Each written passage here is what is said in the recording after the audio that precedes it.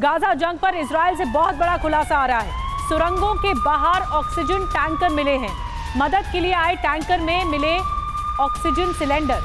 और आपको बता दें कि अस्पतालों को टैंकर में भेजी गई थी ऑक्सीजन। इजरायली मीडिया का एक बहुत बड़ा दावा है।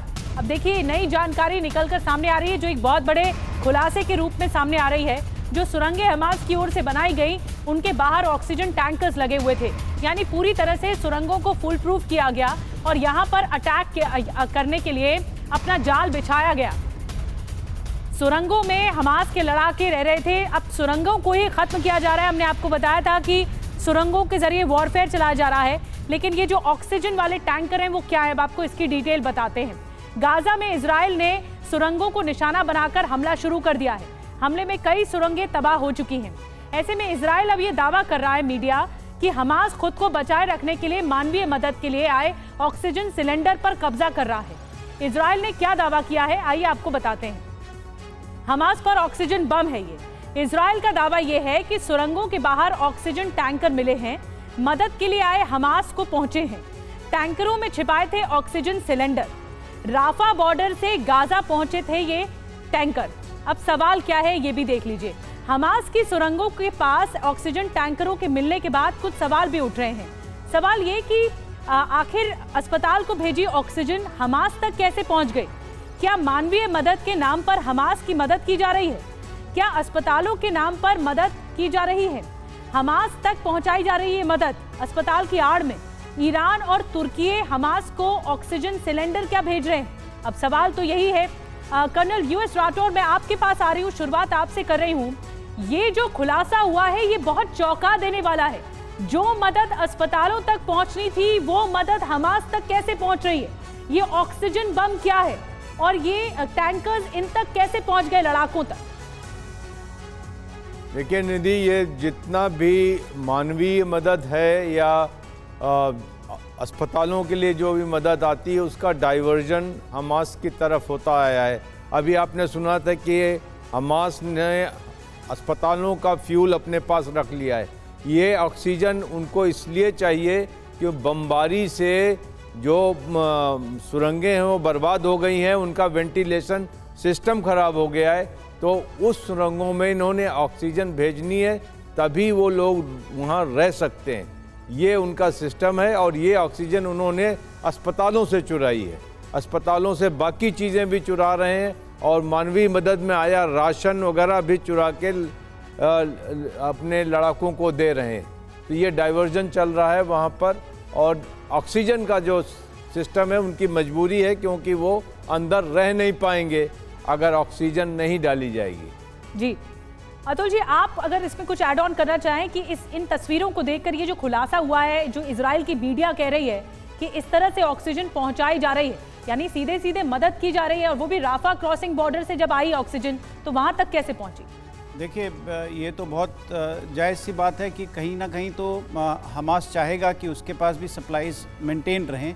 अगर उसको अपना वॉर एफर्ट कंटिन्यू रखना है तो उसको सप्लाईज भी चाहिए कहीं से। तो अब सप्लाई का रूट एक ही है, राफा बॉर्डर अगर आप देखें। दूसरा एंगल आप ये भी देख सकते हैं कि वॉर चल रही है और वॉर में इंफॉर्मेशन वॉर भी एक बहुत बड़ा पार्ट है, प्रोपेगेंडा एक बहुत बड़ा पार्ट है। दोनों साइड्स ही प्रोपेगेंडा करती हैं, दोनों साइड्स फॉल्स इन्फॉर्मेशन भी प्रोवाइड करती हैं, ताकि एक दूसरी अपनी जो एनिमी है, जो एडवर्सरी है, उसको आप डिमोनाइज कर सकें बेसिकली। जैसे कि हमास इजराइल के ऊपर कई आरोप लगाती रहती है, उसी तरीके से ये भी इजराइल भी इंफॉर्मेशन वॉरफेयर का भी एक पार्ट हो सकता है। यहाँ पर इसको आप नकार नहीं सकते कि हमास के लड़ाकू हैं, अपनी लॉजिस्टिक सप्लाईज को मेंटेन करने के लिए कुछ भी कर सकते हैं। जी सर, तो ये आप बड़ी बात कह रहे हैं कि इंफॉर्मेशन वॉरफेयर का एक नमूना भी ये हो सकता है, जो ये खुलासा निकलकर सामने आया है। एक और बड़ी खबर जल्दी से बता दें, गाजा की सैटेलाइट तस्वीरों से आईडीएफ के प्लान का खुलासा हुआ है।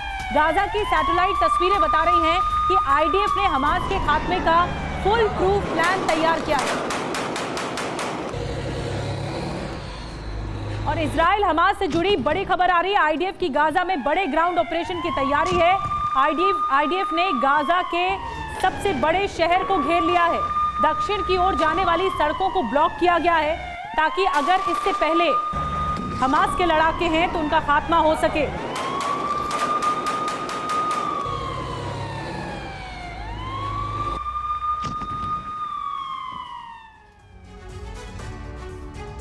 और आइए अब आपको बताते हैं कि आईडीएफ के टैंक्स और हथियार गाजा में कितने अंदर तक पहुंच चुके हैं, अभी क्या चल रहा है ग्राउंड पर। सैटेलाइट से ली गई तस्वीरें बता रही हैं कि किस तरह से, ये देखिए, ये अल रशीद स्ट्रीट है, ये आप देख रहे हैं, और यहाँ पर जो टैंक्स हैं वो आर्मर्ड व्हीकल्स हैं, वो हैं, ये आईडीएफ के टैंक्स आपको दिख रहे हैं। ये जो सामने आया है सैटेलाइट तस्वीरों में, ये दिख रहा है कि धीरे धीरे आगे की ओर बढ़ते हुए ये टैंक्स दिखाई दे रहे हैं। और ये यहाँ पर जो दूरी अब बताई जा रही है अल रशीद स्ट्रीट की, जो तेज़ी से आगे बढ़ रहा है ये काफिला, और यहाँ से ये काफिला आगे बढ़ते हुए जा रहा है। और ये दक्षिण गाजा से पहले की स्थिति है।